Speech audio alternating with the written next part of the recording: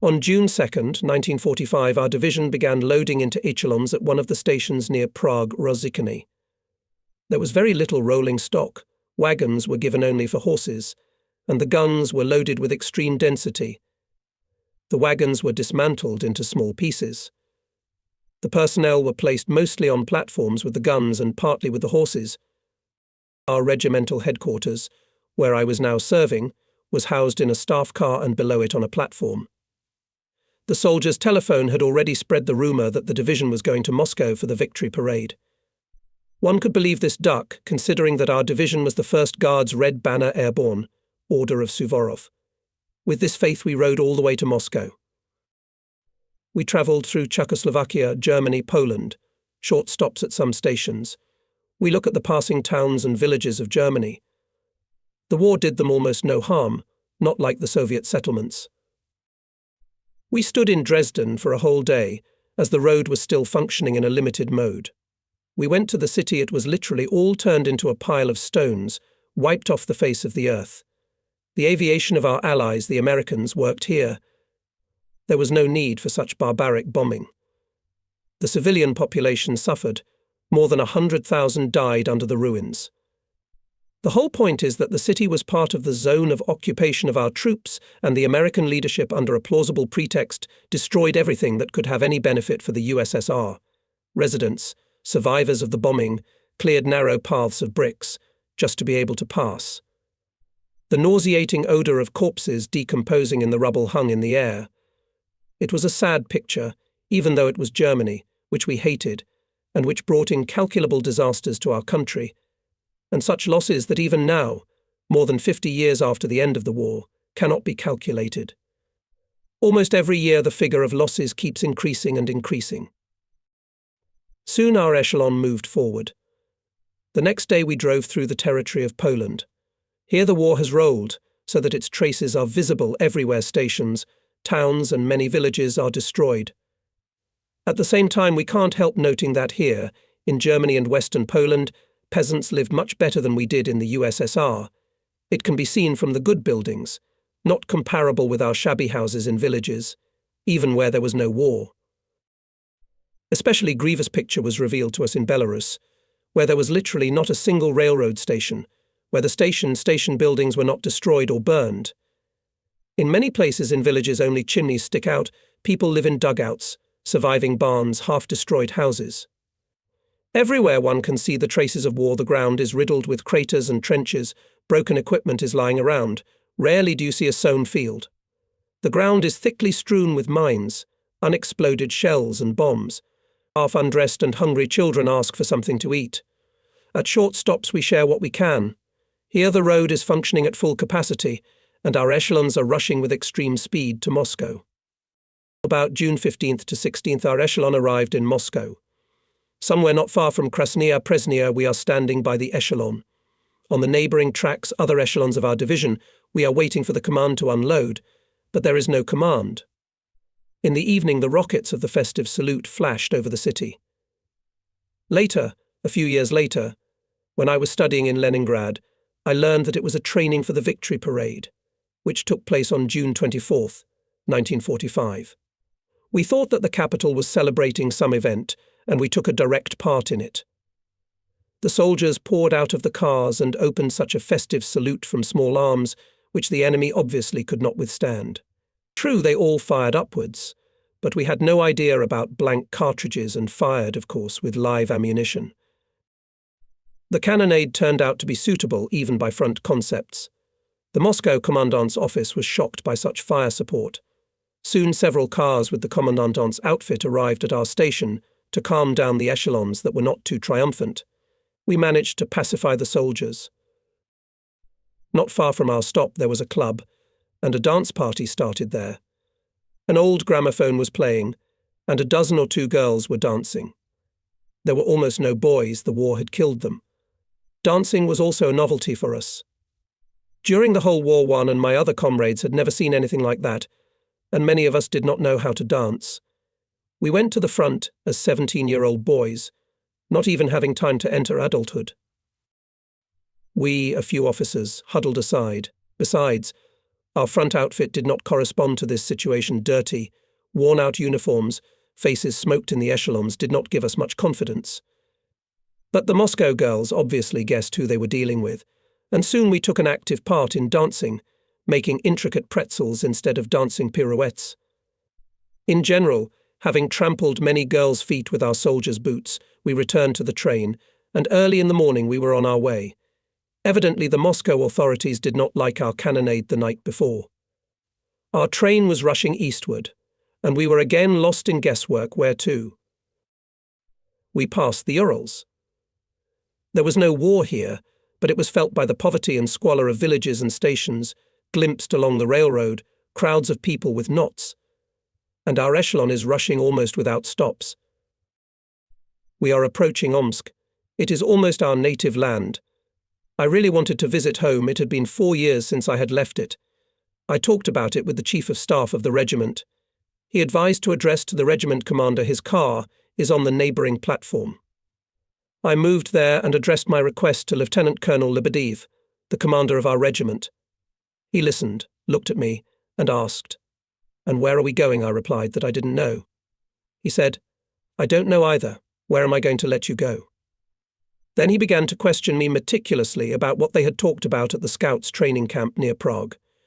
I replied that I had taken an oath that I would not tell anyone what we had been told there. He replied that the war we were in was already over, and any secrets had lost their meaning. Anyway, I remembered that we were given the organization of the Japanese army at those training camps. I told him about it, as if unintentionally. He immediately jumped up and asked why I hadn't told him about it before. I replied that I had not given it much thought. I now realized that we were in a hurry to go east for a reason, and that we had not yet demobilized the older soldiers who should have been sent home long ago. We understood each other, although there was no direct talk of war with Japan. In general, the regiment commander allowed me to stop by home for 2 or 3 days, and then catch up with the train. Our echelon arrived in Omsk. There should be a short parking, brood horses, etc. I went to the station to find out how to get to Barnaul. There is a railroad from Omsk to Altai, and I hoped to get away. While I was at the station, our echelon, having shortened the parking lot, left for Novosibirsk. Other echelons, which went literally one after another, were pressed up. As it became known later, there were 2 fronts moving to the east, including ours, the 2nd Ukrainian, and it was hundreds of echelons. In general, I had to go to Novosibirsk, and when I arrived there, our echelon was no longer there. With difficulty, I arrived on the morning of the 3rd day on a freight train to the station Shipinovo, from which to the village Beloglazovo, where my parents lived, was 25 kilometers. It was early morning. The platform was empty. Only a man of small stature was walking by and looking at me. I also began to look at him, and suddenly I recognized my father. Surprise and joy with tears in my eyes cannot be described. After all, I left home before the war and have not seen any of my relatives since then. My father was taller than me then, and now it turned out that I was taller. I found out that he was going on a business trip to Barnaul. At that time, he was working as a chairman of the district consumer union. Of course, he postponed his business trip, and we went to Beloglazovo. My father had a horse and cart at the station, but we walked most of the way. I was interested to know the village news, and he about the events at the front. In general, we talked all the way to the village. I look at the village from above with excitement. It is located down in the floodplain of the Charish River. Although only 4 years have passed, the village has grown old and somehow dilapidated. War is war, and even here, thousands of kilometers away, it made itself felt.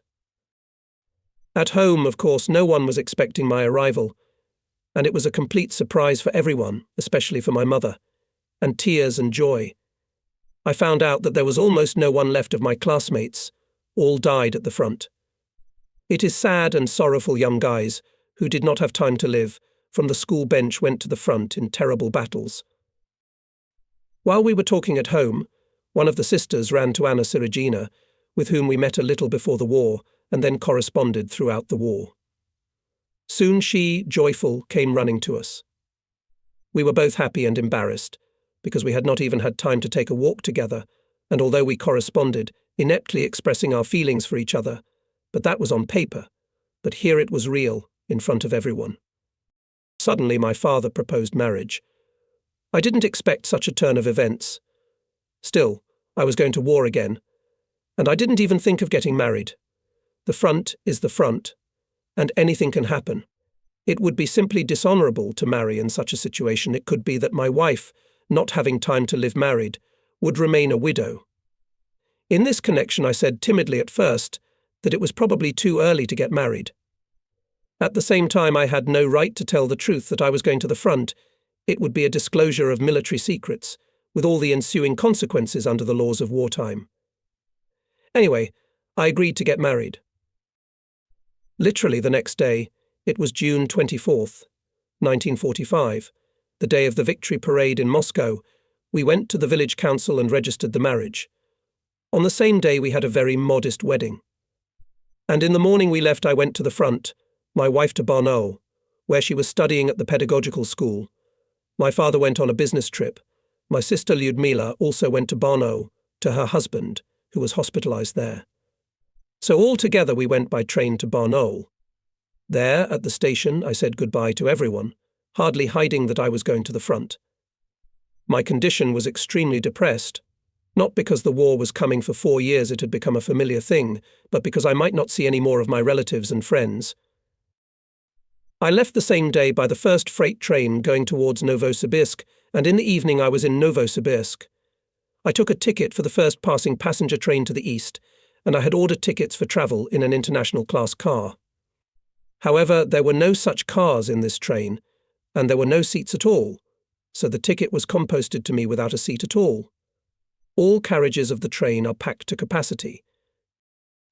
Mostly our military brother is going, those who have left the echelons for various reasons, vacationers catching up with their units, discharged from hospitals, etc. There was not only no place to sit in the cars, there was nowhere to stand. I could hardly squeeze into a vestibule and travelled there for several days. In order to sleep at least a little, we built something like shelves in the vestibule above. We found some scraps of boards somewhere at the stations, fixed them there, and 3 of us took turns to sleep there. We ate, as they say, whatever God sent us, mostly from the station markets.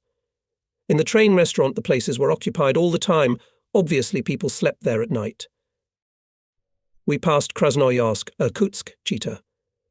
At Karimskaya station behind Chita I got off the train, because on the way I learned that our second Ukrainian front was being redeployed to Mongolia, and here in Karimskaya the echelons were turning south. I found an echelon of our division and moved on with it. At the very border with Mongolia, at Solovyevsk station, I saw my echelon moved and reported to the regiment commander. He was satisfied that I did not let him down and returned on time. Soon our echelon moved further south, into Mongolia, heading for the Mongolian station Bayan Tumen. All around, as far as the eye can see, stretches almost lifeless desert. All around is sand, not a tree, not a bush, not a single settlement. Once in a while a lonely yurt of a Mongolian shepherd with a flock of sheep can be seen in the distance. What they eat there, it is difficult to say. Only later, when I had to travel quite a lot through the desert in search of water, I learned that the sheep eat mainly thorns. It was July, when all the vegetation had already burned out under the merciless sun and turned into withered thorns. At the beginning of July 1945 our train arrived at Bayan Tumen station of the Mongolian People's Republic. Here we unloaded and set up our camp 20 kilometers east of the town of Choibalsan. Actually, it could be called a city with a big stretch. 2 or 3 two-storied wooden houses belonged to our army officers' house, military canteen, office, and I think the house of the Soviet consul. All other buildings were mud brick mazanki of Mongols and a few dozens of yurts, and that was the whole town. Around our camp there was bare sand and dunes. Somewhere in the sand we can see embrasures of concrete pillboxes built several years ago during the war with Japan on Khalkhin Gol. We set up our camp near these pillboxes.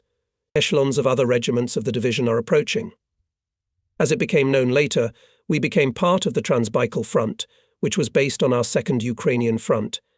It was headed by its Commander-Marshal of the Soviet Union R. Y. Malinovsky. The front included MNR troops, mainly cavalry and units of the Transbaikal Military District, stationed here in MNR since the war on Kok in Gol. A few days passed, and our regiment in full strength concentrated in the local fortification. The heat is unbearable. During the day it is so hot that even in boots it is impossible to stand, it bakes the feet. It is especially difficult for the horses. The sun is merciless, and there is no shelter from it, and their hooves cannot stand the hot sand. There is not a bush or a tree anywhere. The pillboxes are almost completely covered with sand, the result of sandstorms. If there were some pillboxes cleared, they were as scorching as a bathhouse. The only coolness was at night, and then from sunrise to sunset the merciless sun. Not a cloud in the sky. All the days while we were standing here were sunny. Soon we received an order to reconnoitre the routes of advance to the Chinese border, which is not less than 200 kilometres away, and reconnaissance of the position area for deployment of the regiment in combat order. In one of the days early in the morning we leave by reconnaissance group headed by the regiment commander. There are practically no roads, but they are not needed. The sand has been so laid down for centuries that there is no need for a better road. We determine the azimuth of the direction and move along it, sometimes stopping and clarifying the direction of movement. There are still no trees, no bushes, no settlements around. Only occasionally a shepherd's yurt can be seen in the distance, and sometimes a local nomad rides by on his Mongolian. No landmarks, a blank sheet with terrain horizontals, and that's all. Livestock trails, somewhere marked on the map, are not visible on the terrain, yellow sand and dried grass everywhere. By the speedometer of the car we determine the past route. Somewhere not far away there should be the border with China, more precisely with the state of Manchukuo-go, created by Japanese occupants and actually controlled by them. No matter how much we looked at the area with binoculars, we could not see any signs of the border, although by distance we should have been close. Only in the evening we saw through binoculars, as in the distance, about 2 kilometers away, there rode on horseback a Japanese passing track, obviously a frontier one, so we are really on the border. Here we have to choose and tie the coordinates of observation points, determine and tie the positions of the regiment's batteries. There is a lot of work, and it is impossible to cope in a day, or even in 2 days. We stayed here for almost a week, while we fulfilled all the tasks. Now it is clear that there will be war with Japan. No matter how much we look into the terrain on the other side of the border, but we do not find any signs of Japanese troops or any fortifications. My scouts are watching all day and night with the help of stereo telescopes and binoculars, but they can't find any signs of enemy defences. Soon the parts of our division began to move to the position area. It is necessary to pass several hundred kilometres through the waterless, scorched desert. The heat is terrible, the sand is red hot, burning feet through the soles of boots. There are no means of transportation in the division. We have to walk, carry everything on ourselves, overcoat in a roll, a duffel bag with ammunition, grenades, dry rations. There is also a helmet, a bowler hat, simple soldiers' belongings. But in such heat, everything seems several times heavier. It is a little easier for our artillerymen. Each gun has 1 or 2 carts with shells and equipment, where they also put the soldiers' rolls and bags. One by one we manage to have a little rest on the wagon, but everyone gets it too. It is very difficult for the horses, and they have to carry the guns. When we were in the West, we took as many trophy horses as we could. They are large horses of some German breed, but they are not at all adapted for such conditions as we found ourselves in here in Mongolia. Our regular horses are much tougher, although they are not easy either. The trophy horses began to die one by one from heat and sunstroke. The soldiers protected them from the exhausting sun as best they could, taking off their shirts and putting them over the horses' heads to somehow protect the animals from sunstroke. By evening the heat subsides, but the stuffiness from the hot sand lasts almost the whole night. Only in the morning it is a little easier. I am painfully thirsty, everything dries up in my mouth, but there is no water. As soon as we stop for the night, the soldiers immediately start digging a well in the hope of getting water. Several hours of continuous labour, a deep hole is dug. Finally water of dark yellow colour appears. Impatiently we fill the first kettle. The soldier greedily falls to the life-giving and cool moisture. But We can't drink the water is bitter salty. Cursing everything in the world, the tired soldiers fall down on the damp sand. It is necessary to rest at least a little. With dawn the march will continue. Early in the morning, before the start of the movement, I was called by the regiment commander and given the task to find water and provide it to the regiment. For this purpose, I was assigned 3 powerful trophy diesel engines, in the back of each a rubber container. Where to go, the regiment commander does not know. That's why you are a scout, to find and provide. On the provision of water depends on the regiment's fulfillment of the combat task and the life of horses, without which the regiment is unable to fulfill the combat task. 2/3 of the regiment's guns are horse-drawn. The task is difficult, but it is necessary to fulfill it. There is no information about a possible place where there may be water. It is only known that the engineering troops of the front should equip wells on the main routes of movement of the front troops. The width of the front stretches for many hundreds of kilometers. Where to look for these wells? I took my scouts and set off. There are no signs of water sources on the map. I estimated approximately where there are low places in comparison with the surrounding terrain and went forward with maximum speed. There is no need to choose a road in any direction. There is desert and dense sandy ground. I take an azimuth on the map. It is necessary to find my regiment in the boundless expanses of the Gobi Desert. Besides, it will also move forward to the Chinese border. For several hours we wheeled around the desert, but there was no result yet. Finally, with binoculars from a high hill, standing on the cab of the car, I see far away a group of cars, among which there are tanks.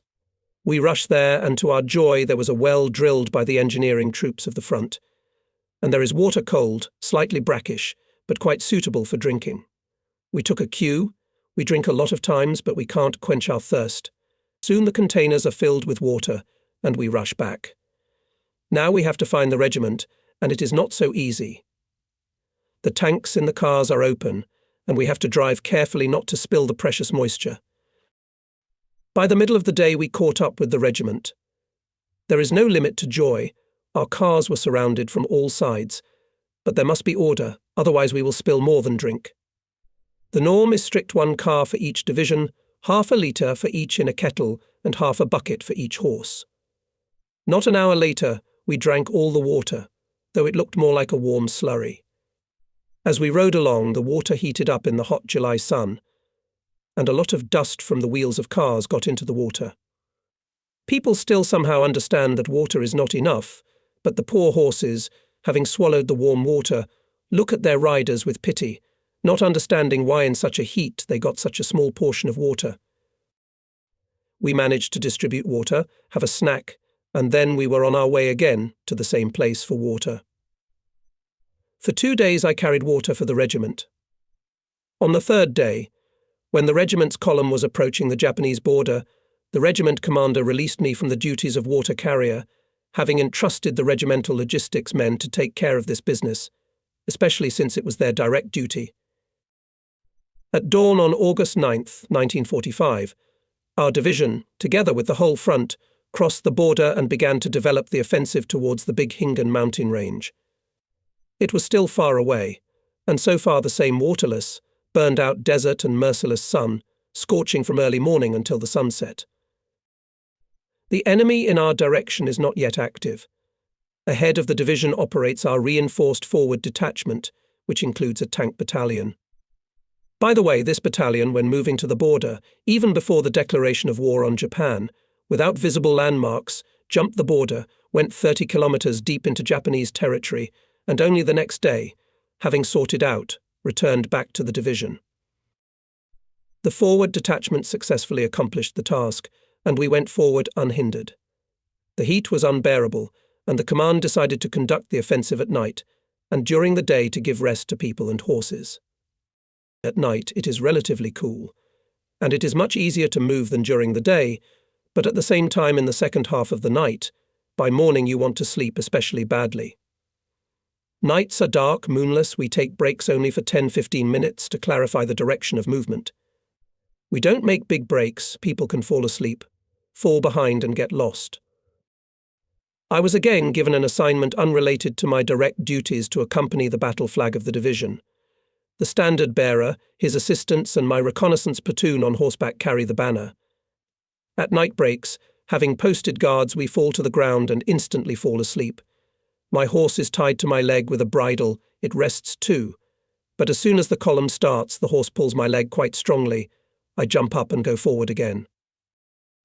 In the morning, when the sun has already risen, we take a break for rest, having put out combat patrols in all directions. It is impossible to sleep under the scorching sun. We dig a trench for each of us, lie down on the bottom, and cover ourselves with a cloak tent. In the morning it is still bearable, and we manage to sleep for 2 hours, but then the ground heats up and it becomes stuffy in the trench, as in a steamy room. Besides, field mice, of which there are innumerable here, are annoying. They unceremoniously climb from all sides into the trench, crawl on the body, get under the clothes, and no measures against them do not help. I am thirsty, and thirst is a constant and heavy companion, but water is still only a glass a day, and not always. Sometimes it rains, and we try our best to collect rainwater. One morning we come to a rather large lake. The joy is immense. After many days of waterlessness, suddenly a whole lake, several kilometers long and almost a kilometer wide. Everyone rushed to the water with childish joy. Horses roared joyfully, rushing forward. We fall on the ground, falling to the life-giving moisture. Many fall directly into the water. But alas, the water is salty. True, it is not bitter salty, as before, but salty, though horses drink. Not holding back, we rinse our dried-up throats, drink the water, spit it out. Instantly everyone, both men and horses, which had already been harnessed from the gun carriages, were in the water. Shouts of joy, fountains of splashes, noise and noise spread throughout the desert. There are a lot of wild ducks, geese, some other waterfowl on the lake, who look with mute amazement at the spectacle never seen here before, flying from place to place away from people with fright. But there are tens of thousands of people. The birds stay in the middle of the lake. Soon machine gun, and then machine gun bursts are heard. The soldiers get duck and goose for breakfast.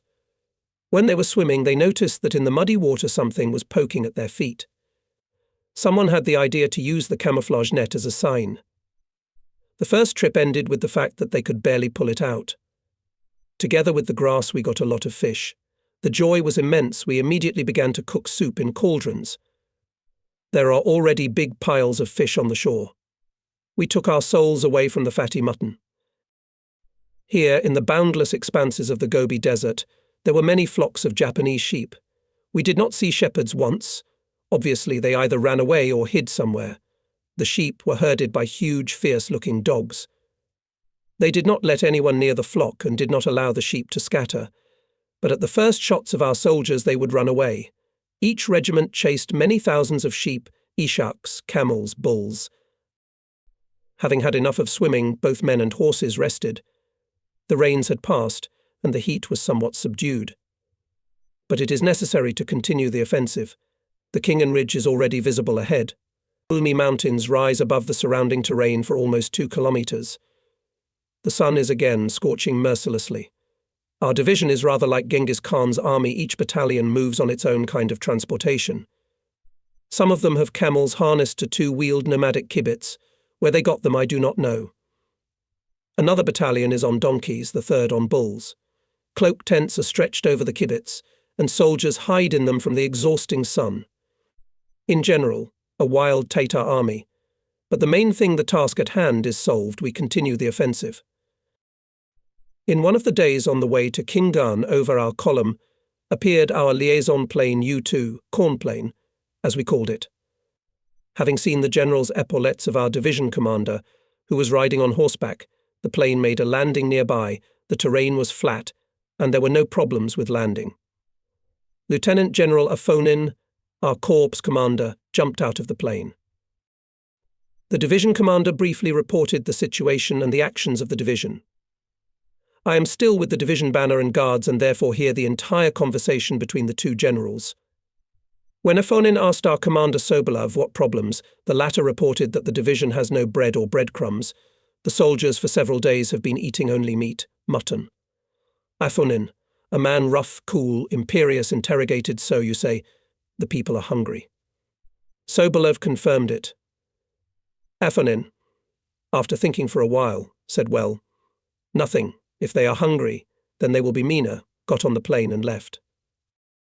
When there was still a war with Germany, Afonin participated in the battles for Budapest, the capital of Hungary. There were very heavy battles, and Afonin was cut off several fingers on his hand by a shrapnel, and the other hand was missing fingers even earlier. But he refused to leave the battle and continued to lead the troops. The soldiers respected him.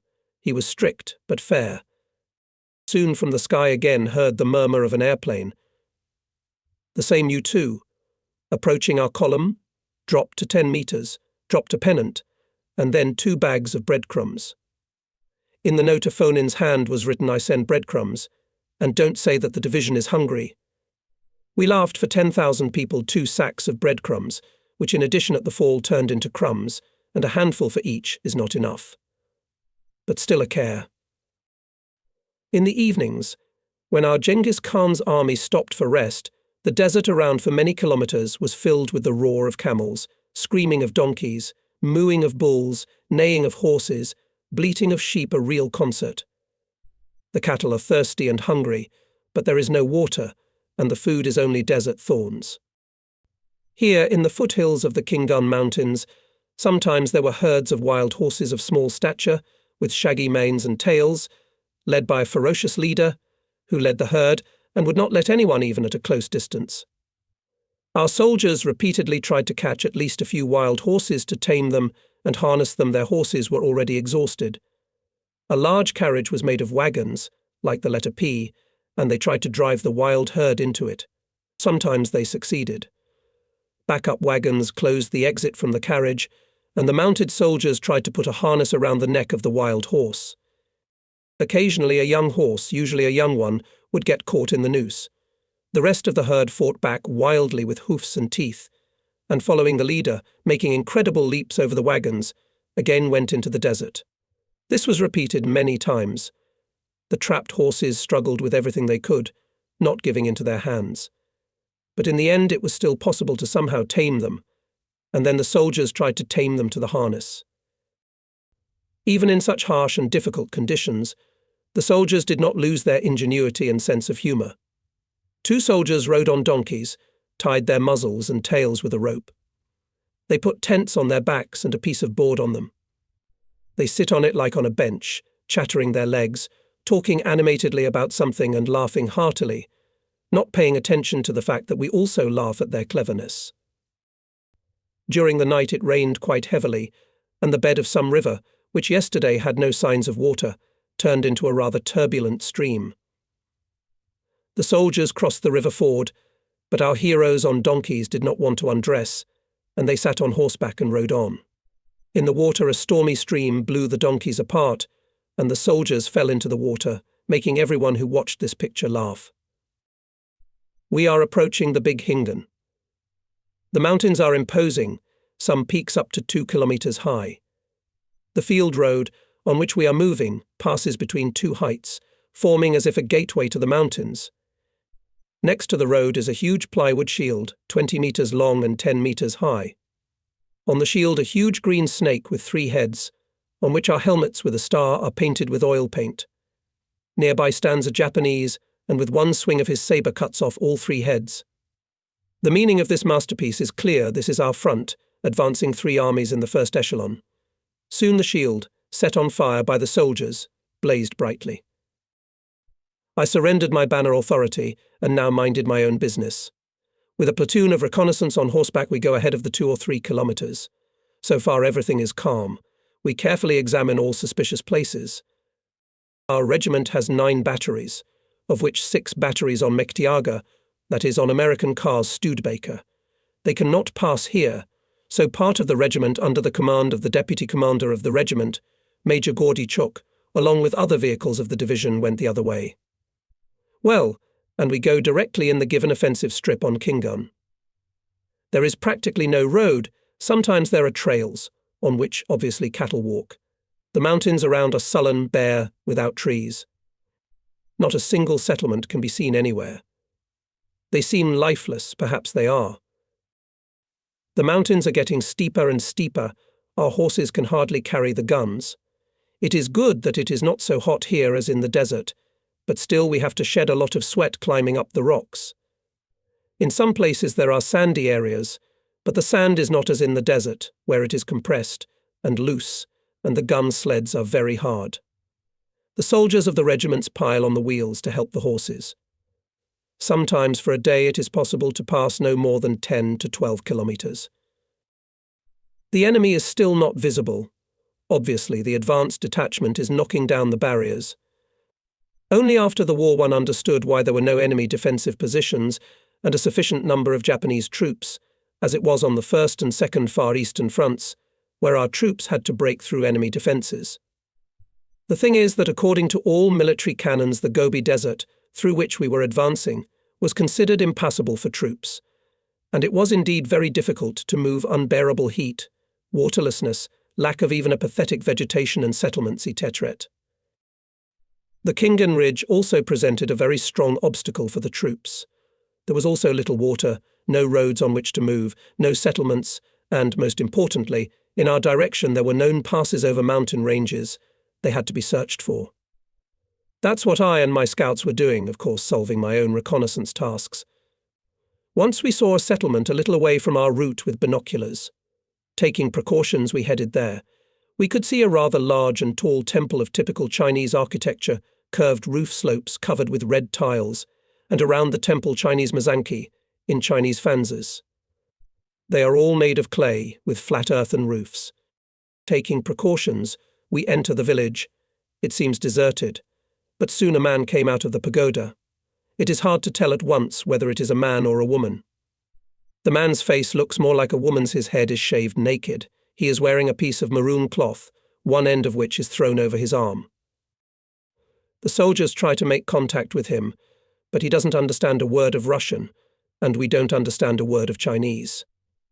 In the West we found common ground quite quickly, especially in Czechoslovakia, but here we find no resemblance.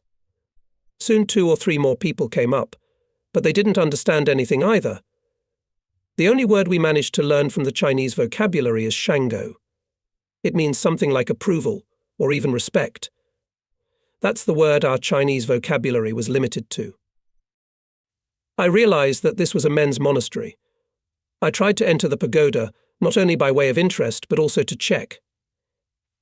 A Chinese monk, obviously among the superiors, mumbles something but does not let us in, showing us to take off our shoes. We complied with this requirement, but we are still not allowed in. With difficulty I realized that we should still put out matches. We enter the temple. Cool, dim light through small windows, huge yellow metal Buddha figure. We stand for a while and go outside. The soldiers are already satisfying their curiosity, unwinding some kind of monk. He looked more like a woman, so I wanted to know whether it was a man or a woman. The Chinese monk, not understanding what they wanted from him, was spinning after the uncoiled cloth and repeating the only word he obviously knew from the Russian language: I am a horse, a horse, a horse. The soldiers finally realized that he was really a horse and not a mare. For several days we've been climbing the mountains of Khingan. The enemy does not show itself. At last we crossed a rather high pass and started descending along the eastern side of the ridge. A green plain is seen ahead, fields are sown with ripening crops, some settlement is guessed in the distance. On the map it is marked as a small town. The terrain is a sharp contrast to that on the western side of Khingan. There it was a waterless and lifeless desert, hot sand. Here it was a green plain, well-groomed fields, settlements. The division's day camp is scheduled near this town. It is necessary to collect the stretched columns of regiments. We are in the very center of Japanese Manchukuo, and we can expect enemy resistance. The day is moving towards evening. It is much cooler here than it was in the desert. People are resting, horses and vehicles are resting. They drank enough water, laid down for the night, who could, of course, having organized a combat guard. The most impatient had already managed to visit the city, although in fact it is a large village. Quite a few Russians live here, descendants of white guards who fled to China during the Civil War. Many of the older generation, who directly participated in that war, are also alive. We are not interested in them, but their daughters, having missed the Russian soul, enjoy socializing with our guys. Although the commanders forbid such communication, but try to hold on to youth, and the dashing guys are not lost. A day later, the division continued the offensive. Our direction to the city of Mukden, the capital of Manchukuo. We are moving on a country road, although on the map it is marked as a highway. On the right and left there is a solid wall of corn and gaoliang crops. The height of the plants is often not less than 2 meters, or even more. Even sitting on horseback, it is impossible to see anything. I and my scouts go on horseback together with the vanguard. At times, noticing a village in the distance, we ride there through thickets of corn or sorghum. The fields are carefully tended. Not a single weed is seen anywhere. Sometimes we see Chinese people leaning and digging in their plantations. They are sometimes hard to see. They are dressed head to toe in homemade straw clothes, with a cone-shaped hat, also made of straw, on their heads. Attempts to find out anything are unsuccessful. The Chinese do not understand us, and we do not understand them. In the villages, the poverty is terrible. Naked, dirty and hungry children, immediately pouncing on us with outstretched hands, dirty motley pigs, more like dogs, scurrying around in search of food. In the streets are muddy, low earthen fanzas consisting as a rule of one room. There is almost no furniture or clothing, only broken mats. Under the clay roofs in the sun, in many of the fansa hang some stinking offal, either pig or sheep. We learned that the Japanese were strict about the Chinese not slaughtering any animal for themselves without permission. The Japanese took everything, and the Chinese were allowed to take only a part of the giblets, and only those left by the occupants, otherwise they were threatened with severe reprisals. In general, the poverty is horrifying, especially if we take into account that before that we passed a number of European countries, where any village looked like a paradise in comparison with local villages. We continue our offensive.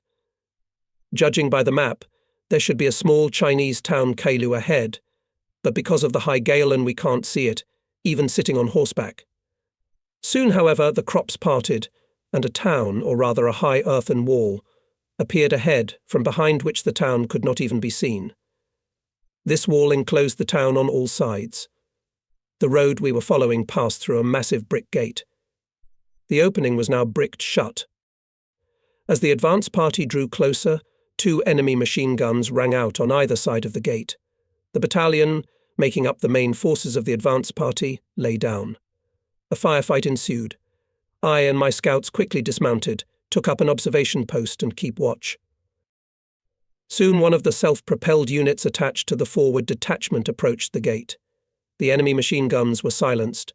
The self-propelled vehicle stood for a minute or two and then turned sharply, hitting one of the columns of the gate with its rear end.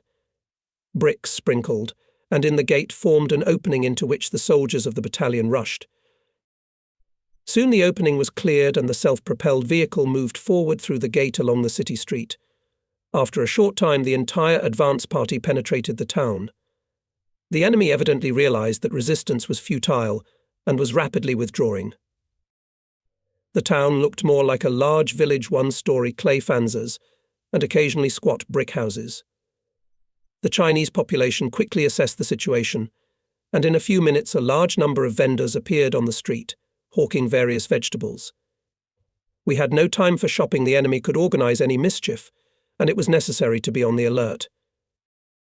Soon we were on the opposite side of the city. Behind the city wall, the fields of tall gaoliang immediately began. The enemy did not reveal himself in any way. The Chinese could not give any clear information either, but only pointed their hands to the east, where the Japanese had gone. With the highest possible speed we headed east. There, on our way, there is the town of Tunliao. Judging by the map, it is much larger than the city of Kailu. There is a railroad going to Mukden, the goal of our offensive. By the evening of the next day we approached the town of Tunliao. In front of the town on our way is the Exiliaohi River. The width of the river in this place is about 100 meters. There are mountains nearby, and the river is quite fast and very muddy from the recent rains. The river is crossed by a single bridge, a reinforced concrete bridge on high piers. When our regiment approached, the bridge was already full of moving troop columns. approached the regiment commander Lieutenant Colonel I.P. Lebedev and Chief of Staff Major at Pugak. It was already completely dark, but the movement on the bridge did not stop. The regiment commander made a decision the regiment to stop for the night near the bridge, and at dawn to cross it in the hope that by then the movement will subside.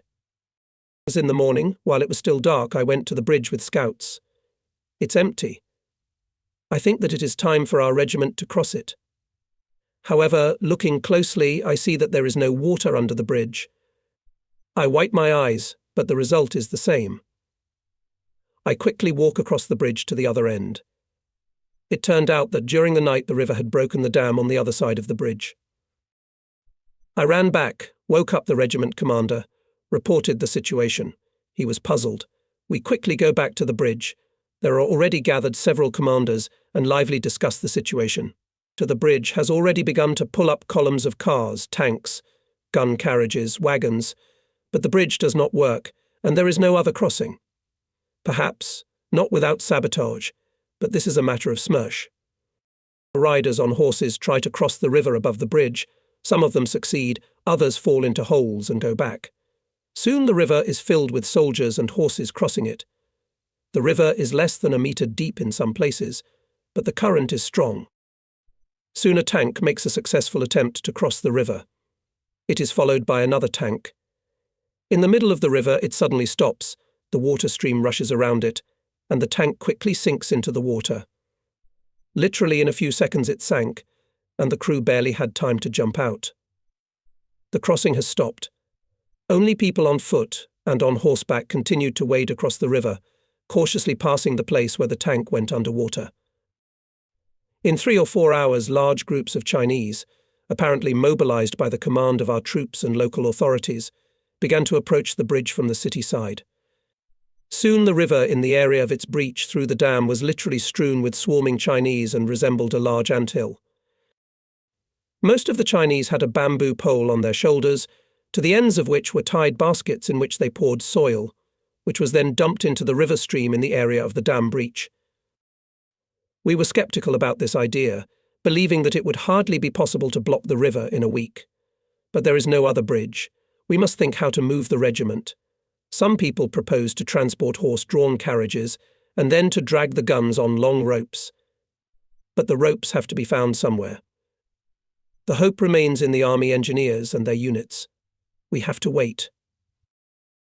By evening, to our surprise, it turned out that the Chinese had manually blocked the place of the breakthrough, managed to dig a channel under the bridge, and in the darkness the river went under the bridge.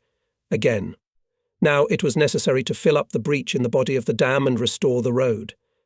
The work did not stop at night and the next day. The traffic on the bridge was resumed. Such mishaps had evidently happened here before, which is why the bridge was restored in only 24 hours. The next day our regiment crossed to the opposite bank and concentrated on one of the outskirts of the city of Tunliao near the military airfield, where our military aviation was already based. The torrential rains of the previous day had flooded the low-lying areas of the terrain, almost all of it as far as could be seen. Dirt roads to Mukden, where we had to attack, were under a metre layer of water, and there were no paved roads at all. To conduct an offensive in such conditions was almost impossible not only for infantry and horse-drawn wheeled transport, but also for tanks. Nevertheless, the tankers of the 6th Tank Army, which acted together with our 53rd Panzer Army, found a way out. They moved to Mukden directly on the sleepers of the railroad embankment. In Mukden, meanwhile, an airborne force had been landed, which carried out a daring operation to capture Emperor Tsui of Manchukuo. He and his entourage were waiting for an American airplane to land to fly to Japan. The American-made Douglas airplane landed. Several military men, dressed in protective coveralls, got out of it, and when Tsui and his entourage got into the car, and it took off, it turned out to be a Soviet airplane. True, the Emperor only found out about it in Khabarovsk. The Emperor awarded the commander of the landing party with an honourable cold weapon for the daring and brilliant operation to capture him. We stopped in Tunliao at the airfield, where the airplanes of the 12th Air Army, which supported the actions of the troops of our Transbaikal Front, were stationed.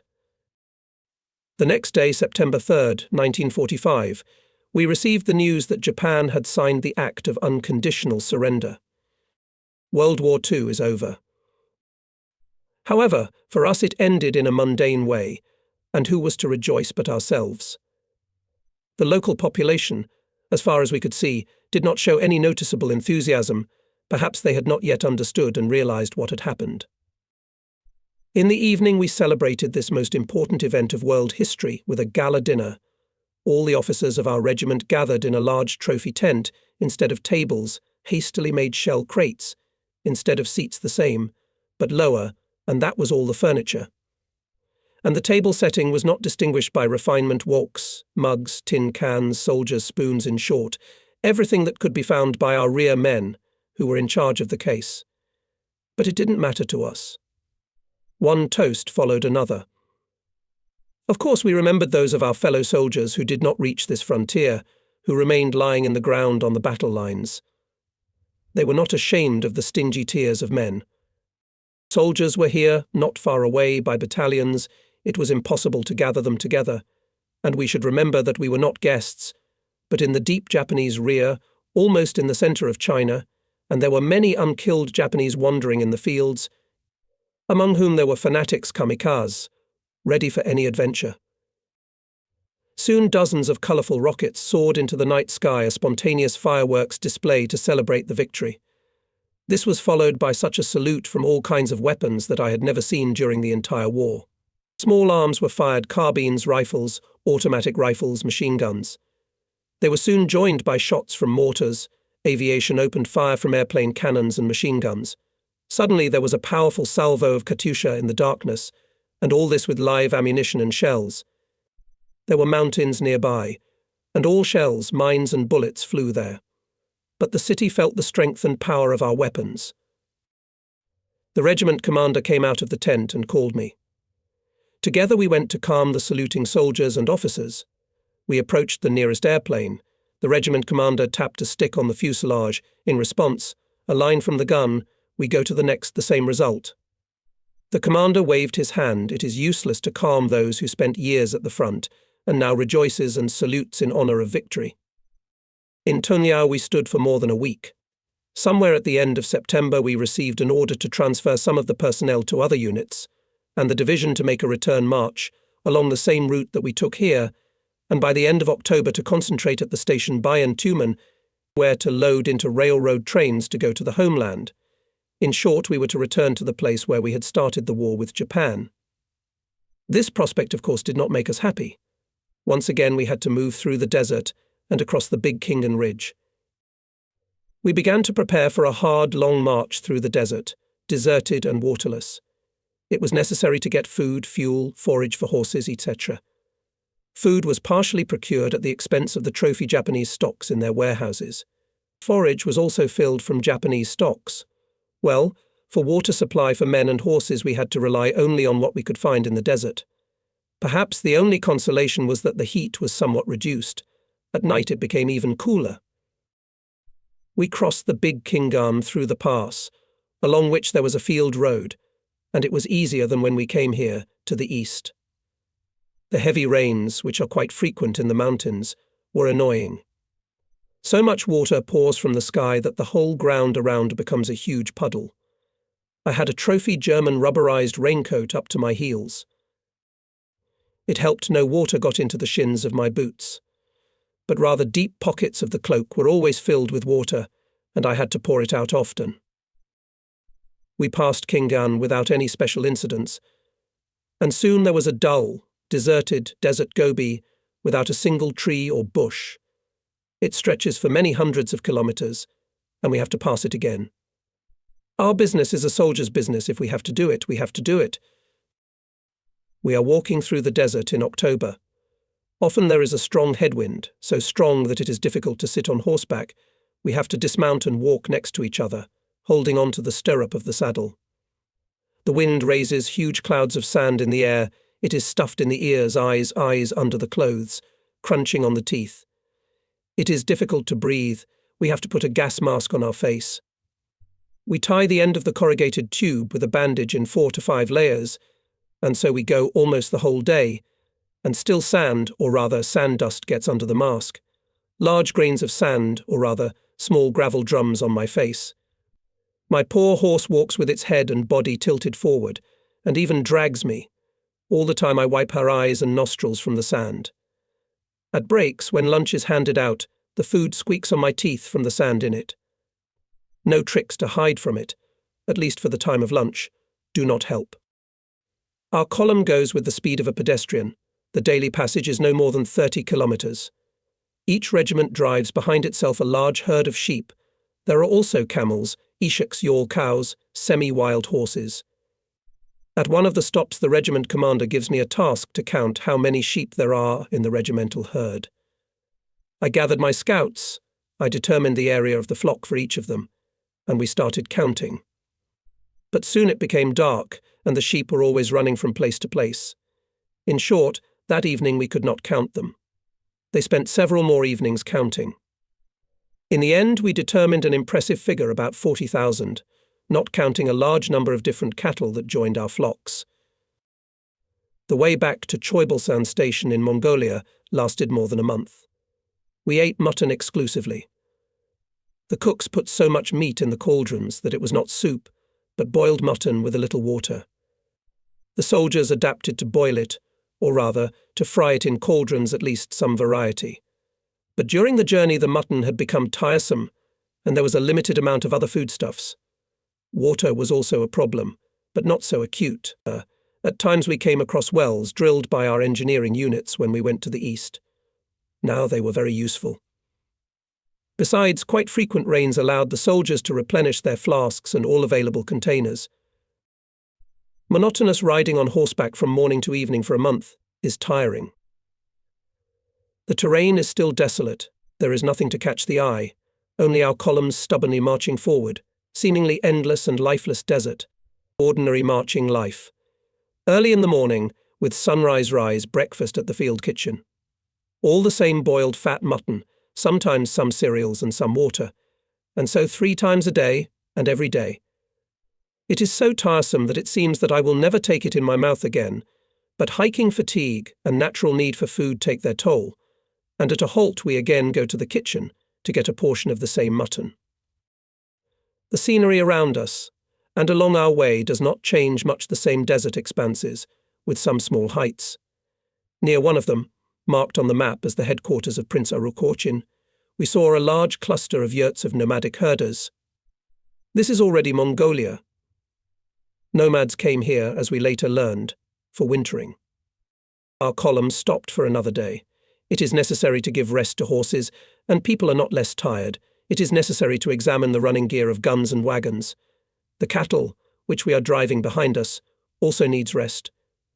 After heavy rains, a small river, which flows here, has revived. It is of great importance for us. We have to give enough water to our horses and cattle.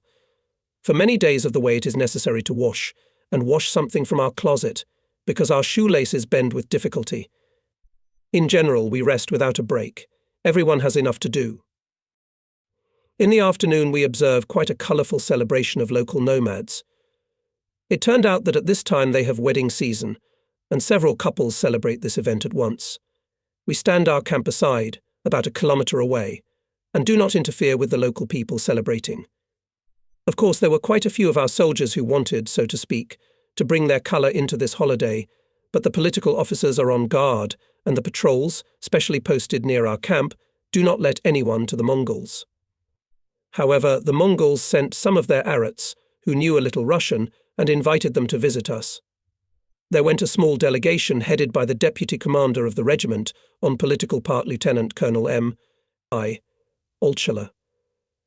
As a gift to the newlyweds, they gave 10 to 15 sheep to each couple. That was the end of our communication. But from afar we watched the unusual for us wedding ritual, with binoculars and stereo telescopes till late evening. Having rested for 24 hours in the area of the height Stavka of Prince Arukorchin, we moved forward again, towards the railway station Choibalsan. The second half of October 1945. Our column is approaching the final point of our route. A few more days of travel and we will be at the railway station, where we will have to board and load into echelons, and forward to the motherland. We are tired of travelling in foreign countries. And now we have another break for night rest.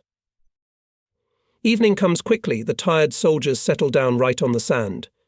There is no vegetation to build a simple soldier's bed. The gun crews have tarpaulins, and the soldiers lay down on it, putting under the head of whoever has what gas mask, saddle, duffel bag, etc. Officers are busy until late. It is necessary to check the presence and condition of the personnel, whether there are no sick. Laggards carefully examine each horse, whether the horseshoes are not lagged behind, whether the legs are not caught, whether there are no scuffs, whether they are fed and watered. Check the condition of equipment, i.e. guns, charging boxes, wagons and many other mundane details. The herd of cattle is located near the main bivouac. From there come guttural cries of camels, ishaks, bleating of sheep, mooing of cows, in general already familiar to us music of the camp. Here, too, there is enough to take care of. The cattle must be fed, watered, guarded so that they do not run away. I fulfill one or another task of the regiment commander and the chief of staff. Mostly I have to check how the above-mentioned activities are carried out in the units. Besides, I have a permanent assignment guarding the unit's battle flag. Late in the evening I lie down on one of the wagons to rest until morning. Covered with overcoat and cloak tent, I usually fall asleep quickly. Fatigue takes its toll. I wake up early in the morning, when the sun is still behind the horizon. Ahead is a new difficult day, and we need to check something else before the march. Soon we return to the same place from where we had moved east 3 months ago, against the Japanese Kwantung Army, or, as they used to say, against the samurai. Our front line and marching life ended there. Ahead was the loading into military echelons and the journey to the homeland. While we were waiting for railway trains, some of the soldiers and sergeants of older ages who had long ago, according to all articles and laws, reached the end of their service term, were demobilized and sent to the homeland by the first echelons. It was our turn to load into the train. We loaded quickly, and soon the locomotive pulled our train forward. We had to go to the Irkutsk region, the city of Nizhneudinsk, where the place of dislocation of our division was determined. From the station Choibalsan and to the station Karinskaya in Chita region, the railroad is single gauge, echelons moved one after another, with an interval of 2 to 3 kilometers. During the night, a wagon with a camp kitchen caught fire. The cook apparently fell asleep, and the raft with a wick, which was burning there, fell down. The flames quickly engulfed the entire wagon. The cook is rushing around the wagon, but there is nothing to extinguish. Our car is a staff car, and there is a telephone to call the duty officer on the train, who sits in the locomotive in the driver's box. I call. I report the fire. In the open door of the car you can see the neighbouring platform, on which stands a covered car, the booth of the artillery commander of the division, Colonel Jurievsky. Burning car next to his platform, and he has no connection. I wake up my comrade sleeping next to me, YF Mamishov. He is the regiment's chief of communications. I inform him that the wagon is on fire. He didn't understand anything at first, but then he asked, "Isn't ours on fire?" I answer that not yet. He pulls his overcoat over his head again and asks when ours catches fire, "Wake me up." The echelon stopped. We are trying to put out the fire, but it has already engulfed the whole car. The cook was burned, but alive. We quickly unhooked the cars. We managed to pull out the kitchen. It fell to the ground. By common efforts we throw the burning wagon off the rails lying on its side. It continues to burn. We hitched up the wagons and set off again. The further way passed without accidents. In the morning we crossed the state border. Hello, long-suffering motherland. In the first days of November 1945, our train arrived at the station Nizhneudinsk of Irkutsk region. Peaceful life began, with its own problems. We have to get used to it. We had already forgotten for many years of war about this life, and for a long time we could not believe that there would be no shelling or bombing, that it was not necessary to go in attack, although of course training attacks soon had to be carried out, but this is not the front. Gradually we are being drawn into peaceful life. I also began the usual days of service in the regimental headquarters, in my former position the head of intelligence of the regiment. Soon my wife Anya, with whom we later travelled to garrisons and private apartments, came to me. We lived modestly. All the time was taken up by service, often had to be on exercises, on firing ranges in camps. But this does not belong to the front memories. My most cherished wish is that our children, grandchildren, great-grandchildren, and future generations never knew the horrors of war, that none of them had to celebrate another day of victory. Let the war remain only in the memories of veterans. This is my dream. God willing, it will come true.